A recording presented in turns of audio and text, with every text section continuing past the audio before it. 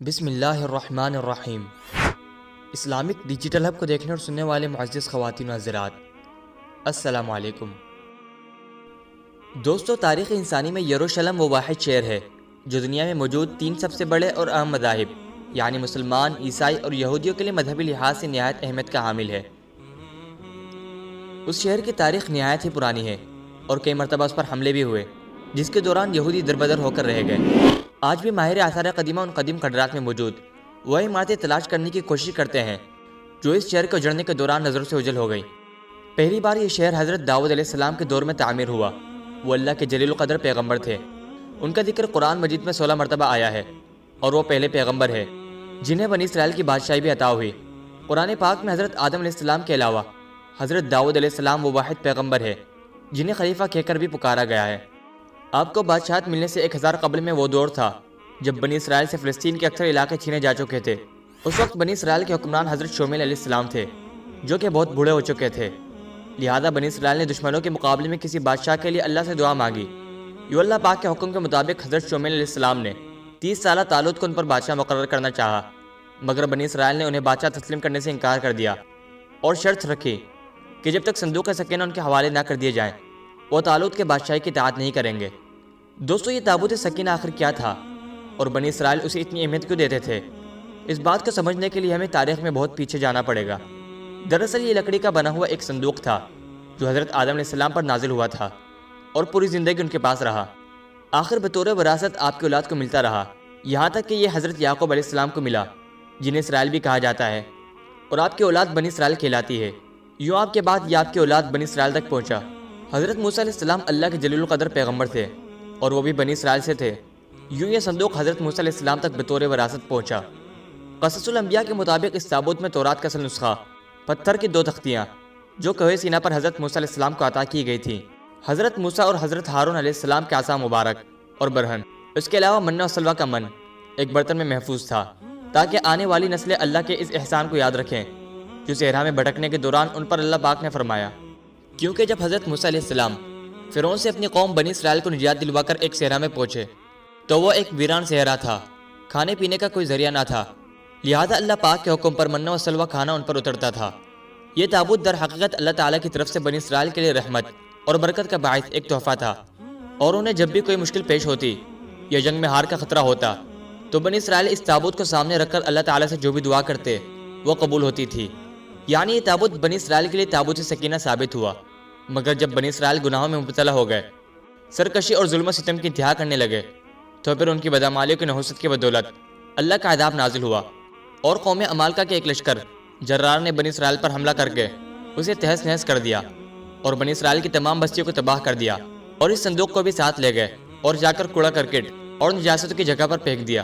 اس بدعمال کے کرنے پر اللہ پاک نے قوم عمالقہ پر بھی اپنا عذاب نازل کر دیا، یہاں تک کہ ان پر طرح طرح کی بیماریاں مسلط ہو گئی، اور قوم عمالقہ کے 5 شہر دیکھتے ہی دیکھتے ویران ہو گئے۔ لہذا انہیں سمجھ آ گیا یہ جو کچھ ہو رہا ہے یہ دراصل اللہ کا عذاب ہے جو اس صندوق کی بے حرمتی کرنے پر ان پر نازل ہو رہا ہے۔ لہذا انہوں نے اس صندوق کو تلاش کر کے بیل گاڑی میں ڈالا اور بنی اسرائیل کی طرف روانہ کر دیا۔ اللہ تعالیٰ نے 4 فرشتوں کو بھیجا جنہوں نے اس مبارک صندوق کو اٹھا کر حضرت شمویل علیہ السلام کی خدمت میں پیش کر دیا۔ یوں حضرت شمویل علیہ السلام نے وہ صندوق بنی اسرائیل کے حوالے کر دیا، اور شرط کے مطابق یعنی صندوق سکینہ کے واپسی ہونے پر بنی اسرائیل نے طالوت کو اپنا بادشاہ تسلیم کر لیا۔ دوستو، حضرت داؤد علیہ السلام نے کم عمری میں طالوت کے لشکر میں شمولیت اختیار کی۔ اس وقت دشمن فلسطینیوں کے سپہ سالار جالوت نے اسرائیلیوں کو مقابلے کی دعوت دی، مگر پورے اسرائیلیوں میں سے کسی میں بھی اس مقابلہ کرنے کی ہمت نہ تھی۔ یوں حضرت داؤد علیہ السلام اس کے مقابلے میں نکلے اور اسے قتل کر دیا۔ اس واقعے نے حضرت داؤد علیہ السلام کو بنی اسرائیل کی آنکھوں کا تارا بنا دیا اور ان کے دل میں ان کے لیے محبت پیدا ہو گئی۔ لہذا طالوت نے اپنی بیٹی حضرت داؤد علیہ السلام سے بیاہ دی، اور یوں وقت گزرتا گیا یہاں تک کہ حضرت داؤد علیہ السلام بنی اسرائیل کے حکمران بنے اور انہیں نبوت بھی عطا کی گئی۔ آپ ہی نے یروشلم کی بنیاد رکھی، وہاں تابوت سکینہ کی حفاظت کے لیے ایک ہیکل یا محل تعمیر کرنا شروع کیا۔ آپ نے بنی اسرائیل پر 40 سال تک حکومت کی، مگر آپ کے دور حیات میں یہ ہیکل بن کر مکمل نہ ہو سکا، اور آپ کے بیٹے حضرت سلیمان علیہ السلام نے اسے مکمل کیا۔ اس کی بنا پر اسے ہیکل سلیمانی یا کنگ سولومن ٹیمپل یا فرسٹ ٹیمپل بھی کہا جاتا ہے۔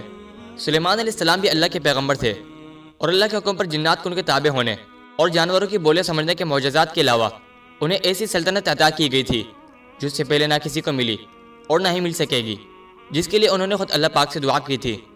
دوستو، ہیکل سلیمانی کی تعمیر میں 7 سال کا عرصہ لگا اور یوں ہی 410 سال تک قائم رہا، یہاں تک کہ حضرت سلیمان علیہ السلام کے بعد بنی اسرائیل کے واپسی جھگڑے شروع ہو گئے، جس کے نتیجے میں 2 ریاستیں، شمالی فلسطین میں سلطنت اسرائیل اور جنوبی فلسطین میں سلطنت یہود قائم ہو گئی۔ یہ شدید دشمنی اور خون ریزی طویل عرصے تک جاری رہی، یہاں تک کہ 7ویں صدی قبل مسیح میں ہاشوری فاتحین نے سلطنت اسرائیل کا خاتمہ کر دیا اور یوں بنی اسرائیل ٹوٹ کر صرف سلطنت یہود تک محدود رہ گئے۔ لہذا بابل کے بادشاہ بخت نصر نے سلطنت یہود کو بھی تباہ کر دیا، اور اس دوران اس نے ہیکل سلیمانی کو بھی مکمل طور پر تباہ کر دیا، اور تابوت سکینہ ایسا غائب ہوا کہ پھر آج تک نہ مل سکا، جبکہ یہودی بھی اس حملے کے دوران دربدر ہو کر رہ گئے۔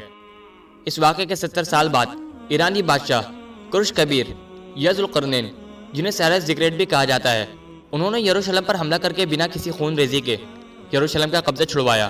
یوں یہودی دوبارہ یروشلم میں آباد ہو گئے اور ہیکل سلیمانی کو تعمیر کرنا دوبارہ سے شروع کر دیا۔ اسی بنا پر ذوالقرنین کو یہودی اپنا مسیحا بھی قرار دیتے ہیں۔ اس دوران ہیکل سلیمانی دوبارہ بن کر تعمیر ہوا، لیکن یہ تعمیر بھی 430 سال تک قائم رہ سکی۔ لیکن اس دوران تابوت سکینہ کو بھی یہاں واپس نہ لایا جا سکا، جو پہلے ہیکل کی بربادی کے دوران غائب ہوا تھا اور دوبارہ کبھی نہ مل سکا۔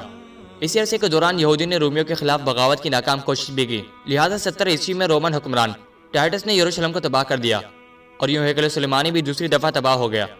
اس حملے کے دوران 1.5 لاکھ یہودی مارے گئے، جبکہ ہزاروں کو غلام بنا کر جنگلی جانوروں کے آگے ڈال دیا گیا۔ اس خون خرابے کے بعد کوئی یہودی یہ بتانے کے لیے بھی زندہ نہ بچا کہ صندوق سکینہ کا کیا بنا۔